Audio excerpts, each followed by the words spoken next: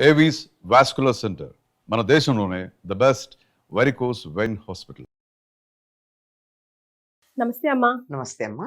పీడాకాలం విరగడైపోను. ఎలాంటి కాలంలో ఎలాంటి ప్రపంచంలో బ్రతుకుతున్నామో అర్థం కావట్లేదమ్మా. చాలా హైలైటెడ్గా ఇద్దరు అమ్మాయిలు పెళ్లి చేసుకోవడం, కుటుంబాలు ఫ్రెండ్స్ అందరూ ఎంకరేజ్ చేయడం, దాన్ని చాలా డెస్టినేషన్ వెడ్డింగ్ అని గ్రాండ్ లెవెల్లో చేయడం, అమ్మాయిలు కానీ అబ్బాయిలు కానీ ఈ మధ్య మీరు కూడా చూసి ఉంటుంటారు. వింటున్నాం. ఎక్కడికి వెళ్తున్నామో ప్రపంచం అర్థం కావట్లేదు. ట్రాన్స్లు అనేది చాలా భయం వేస్తూ ఉంటుంటే అది కాస్త ఇంకా ఇలా అయిపోయింది. అసలు ఎలా చూడాలంటారమ్మా? దీన్ని ఎలా చూడటం అంటే కనపడిన దాన్ని కనపడినట్టు చూడటం, అంతకన్నా ఇంకేం లేదు. ఎందుకు అంటే అసలు స్త్రీ పురుష వివక్ష కానీ, వీళ్ళ మధ్య ఉన్నటువంటి స్త్రీలలో ఉండాల్సిన స్త్రీత్వ లక్షణాలు కానీ, మగవాళ్ళల్లో ఉండవలసినటువంటి పురుషత్వ లక్షణాలు కానీ ఇవేవీ లేకుండా పోవడం జరిగింది. దీనికి రకరకాలైనటువంటి కారణాలు ఉన్నాయి. గ్లోబల్ మార్కెటింగ్ టెక్నిక్స్ దీనికి వన్ ఆఫ్ ద రీజన్స్ అని ఈ మధ్య కొన్ని సర్వేలు తెలియచెప్తున్నటువంటి మాట. వాళ్ళది ఏంటంటే ఈ మొత్తం గ్లోబల్ మార్కెటింగ్ మొత్తాన్ని కూడా కొన్ని రకాల శక్తులు కంట్రోల్ చేస్తూ ఎటువంటి వస్తువులని ప్రమోట్ చేస్తున్నాయి, ఎటువంటి భావజాలం ఉన్నటువంటి సినిమాలు మొదలైనటువంటి వాటికి ఫైనాన్స్ చేస్తున్నాయి అన్న దాని మీద బాగా పరిశోధన చేసిన వాళ్ళు చెప్పినటువంటి మాట. ఇప్పుడు ఎలా ఉందంటే మీరు అనేది ఇది ఇంకా ఒక రకంగా మీ దీనికే పోయే కాలం పాడు కాలం అన్నారు. ఇదే బెటర్ అనిపించే పరిస్థితులు మరొక రకమైనటువంటి సిద్ధాంతం వచ్చింది. అది చూసాక ఇదే నయం అనిపించేది. దాన్ని ఓకిజం అంటారు. ఆడపిల్లలు మగపిల్లల్లాగా ప్రవర్తించటం, మగవాళ్ళు ఆడపిల్లల్లాగా ప్రవర్తించటం. మగపిల్లలు చక్కగా లిప్స్టిక్ వేసుకుని, కళ్ళకు కాటికి పెట్టుకుని, పెద్ద పెద్ద జడలు వేసుకుని ఇలా వయ్యారంగా కులుకుతూ ఉలుకుతూ తిరగడం మగపిల్లలు చేస్తారు. ఆడపిల్లలు మగరాయిళ్లలాగా ప్యాంటు షర్ట్లు అందరూ వేసుకుంటారు అనుకో, అది ఆ విధంగా తయారయ్యి సరిగ్గా మగవాళ్ళు బిహేవ్ చేసినట్టుగా, మగవాళ్ళు ఏ రకంగా చేస్తారో అలా బిహేవ్ చేయడం ఆడపిల్లలు చేయడం. ఇది చాలా చాలా ఇంకా నేను పేర్లు చెప్పను, ఎందుకంటే it should come out through the horse's mouth after a little while. Till then నేను పేరు చెప్పాను కానీ విషయం మాత్రం జరుగుతోంది ఇదే. ఇది ప్రపంచంలో ఉన్న ప్రముఖ దేశాల రాజకీయాలని, వాటి ఎన్నికలని ప్రభావితం చేసినటువంటి విషయం ఇది. అబ్బా, పిల్లల మీద ఎంత చెడు అభిప్రాయం పడుతుందమ్మా, వాళ్ళ మీద ఎంత అసలు వాళ్ళు అడుగుతుంటే సోషల్ మీడియాలో ఇట్లా స్క్రోల్ చేస్తే రకరకాలు కనిపిస్తున్నాయి. ఏం సమాధానం చెప్పాలో అర్థం. సాధారణంగా ఉంటుందమ్మా, సహజంగా ఎట్లా ఉంటుందంటే ఇప్పుడు అబ్బాయి పిల్లవాడు ఉంటాడు, 4 ఏళ్లవాడు 3 ఏళ్లవాడు, వాడికి 24 గంటలు ఇంట అమ్మ దగ్గరే ఉందనుకో, వాడికి అమ్మలా ఉండాలని అనిపిస్తుంది. అమ్మ వేసుకునే లిప్స్టిక్ వాడు వేసుకుంటాడు సరదాగా. కొంచెం ఒక 5-6 ఏళ్ళు వచ్చిన తర్వాత ఒరే నువ్వు వేసుకుంటున్నావేమిట్రా అని అంటుంది. అయిపోయింది. అయ్యాక ఆ చెల్లెలు అక్కో ఉంటే వాళ్ళ డ్రెస్సులు వేసుకోవడం, లేదా అన్నయ్య డ్రెస్సులు అమ్మాయిలు వేసుకోవడం, ఇవన్నీ ఉంటాయి సరదాలు. అలా ఉంటే ఎట్లా ఉంటుంది అని, అదంతే ఒక సరదాకో డ్రెస్.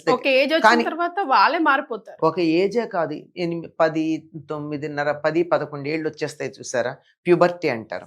అది వచ్చేప్పటికి మారిపోతుంది. గొంతులో మార్పు రావడం, శరీర అవయవాల్లో మార్పు రావడం, దాంతో మారిపోతుంది. అప్పటిదాకా 2 రకాల సెక్స్ హార్మోన్స్ అందులో ఉంటాయి గనక మనుషుల్లో, ఇది యాక్టివేట్ అయినప్పుడు ఇది పాసిఫై అయిపోతుంది.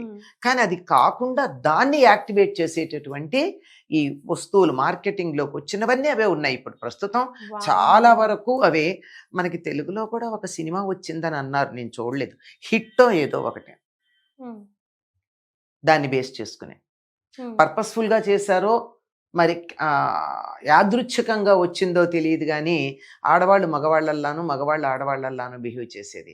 అది ఎలా ఉంటుందంటే మొదట్లోనేమో భౌతికంగానే ఉంటుంది, రాను రాను అది హార్మోన్ల మీద ప్రభావం చూపించి వాళ్ళ మనస్తత్వంలోను అవుట్ఫిట్ లో ఉండేది శరీరంలోకి వెళ్ళిపోతుంది.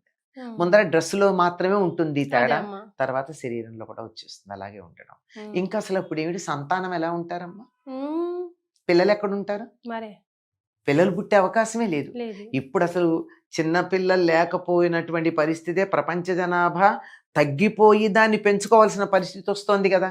ఉమ్, ఇప్పుడు జనాభా పుట్టడం తగ్గింది, ఉన్నవాళ్ళు అనేక కారణాలుగా చచ్చిపోవడం జరుగుతోంది, ఎక్కువగా జన నష్టం విపరీతంగా జరుగుతోంది కదా. ఉమ్, యుద్ధాలు కావచ్చు, ప్రకృతి వైపరీత్యాలు కావచ్చు, వీటిల్లో మళ్ళీ జనాభా అపురూపం అయిపోయేటటువంటి పరిస్థితి తీసుకురావడానికి చేసినటువంటి కుట్ర ఇది. వాళ్ళని ఏమనాలి? రాక్షసులు అనక్కర్లా, అదే.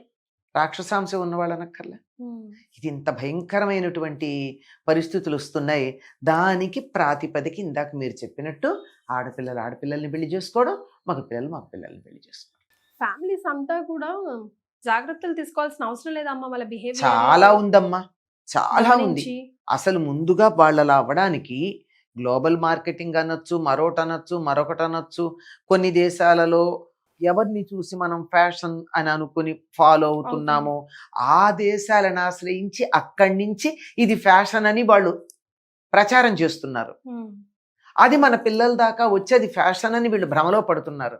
అది భ్రమలో పడకుండా అది సరైంది కాదేమో అన్న భావన పిల్లల్లో కలిగేటట్టుగా పెంచాల్సిన అవసరం మనకుందా లేదా? 100% ఉంది కదా. దానికి తగినటువంటి శ్రద్ధ ఎవరు తీసుకుంటున్నారు? ఎవరికి వాళ్ళు అంగుష్టగత ప్రాణులు అయ్యారంటాను నేను. అంటే వాళ్ళ ప్రాణం ఇక్కడే ఉంటుంది, అర్థం అవ్వాలి ఇది ఇక్కడ ఉందంటే. ఏదో TV remote or cell phone. ఇక్కడుండి పక్క వాళ్ళతో ఎక్కడ మాట్లాడుతున్నారమ్మా? పూర్వం ఏదో మోకాళ్ళల్లోకి వెళ్ళింది అనేవాళ్ళు కాదు. నేను ఇప్పుడు అంటాను అంత జీవ ప్రజ్ఞ అంతా ఇక్కడికి వచ్చేసింది అంతే. పక్కన ఎందరున్నా ఇదే పని బై డిఫాల్ట్. దీని నుండి మనం బయటపడి, అంటే ఇది ఒకటే కాదు ఇంకా చాలా ఉన్నాయి, మాక్సిమం మేజర్గా కనపడేది ఇది గనక. దీని నుంచి బయటపడి పిల్లల మీద దృష్టి పెట్టండి, పిల్లల భవిష్యత్తు మీద దృష్టి పెట్టండి. వాళ్ళ మీద దృష్టి పెట్టాలంటే వాళ్ళు ఎట్లా ఉండాలనుకుంటున్నారు అట్లా ఉండండి. వాళ్ళకి ఐడియల్గా మీరు ఉండండి. ప్రపంచంలో ఎవరినో ఐడియల్గా వీళ్ళు ఎందుకు భావించాలి? మా అమ్మా నాన్న నాకు హీరో హీరోయిన్ అన్నట్టు ఎందుకు ఉండరు? My mother is my hero అనేటటువంటి వాళ్ళు చాలా మంది ఉన్నారు. ఇదేమిటండి అమ్మ స్త్రీలింగం కదా హీరో అంటారు ఏంటంటే ఆదర్శప్రాయం అన్న దృష్టితో. My father is my hero, my mother is my hero అనేటటువంటి లెవెల్లో ఉండాలి కదా. అలా లేము, మనం లేము.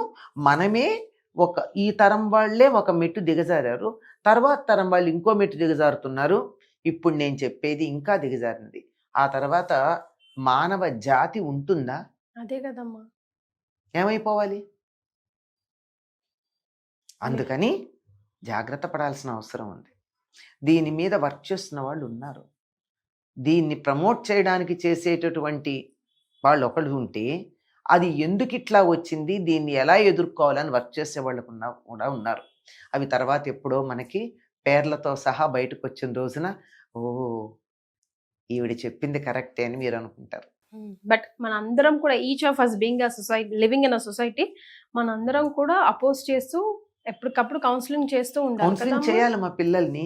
అమ్మ అసలు పెళ్ళి అంటే దేనికి చేసుకుంటున్నారు పెళ్ళి? అదే కదా. అల్టిమేట్లీ మన పెళ్లి మంత్రాలకు అర్థం తెలిస్తే దాంట్లో ధర్మ ప్రజా సంపత్యర్థం అని చెప్తారు, ధర్మబద్ధమైన సంతానం కోసమని.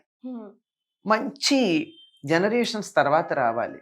ఇప్పుడు వారి చెట్లకి జంతువులకి మంచి స్ట్రాంగ్ జాతి రావాలని చెప్పి వాటి మీద రీసెర్చ్ చేస్తున్నాం కదా. ఉత్తమ వరి వంగడాలు అని ఒక కుక్కకి కొనుక్కోవాలంటే దాని పెడిగ్రీ చూసుకుంటున్నామా లేదా? 10 రూపాయలు కాచే గుర్రం యొక్క పెడిగ్రీ తెలుసు కదా.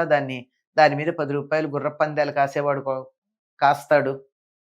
మరి అట్లాంటిది వాటికి వంశపరంపర సత్సంతానం తల్లి తండ్రి వాళ్ళ లక్షణాలు చూస్తున్నప్పుడు రాబోయే తరాల తల్లిదండ్రులు ఎంత జాగ్రత్తగా ఉండి మంచి సంతానాన్ని సొసైటీకి అందించాలి. ఎంత వాళ్ళని అందించలేనటువంటి వాళ్ళందరూ ఎంత ద్రోహులు ఆలోచించండి. సమాజానికి, మానవత్వానికి, మానవ జాతికి ద్రోహులు. వెళ్తుందో ఇంకేమేమి చూడాల్సి వస్తుందో అనిపిస్తుంది. ఏం చూడాల్సి వస్తుందో దాని మీద వర్క్ చేసి దాని మీద ఫైట్ చేసే వాళ్ళు చేస్తున్నారు. మనం అలా చేయలేం గనక మన వంతుగా మన వరకు, మనకి తెలిసిన వరకు వీలైనంత మంది పిల్లలు సవ్యంగా ఉండేటట్టుగా తయారు చేస్తే మన కర్తవ్యం మనం చేసిన వాళ్ళం అవుతాం.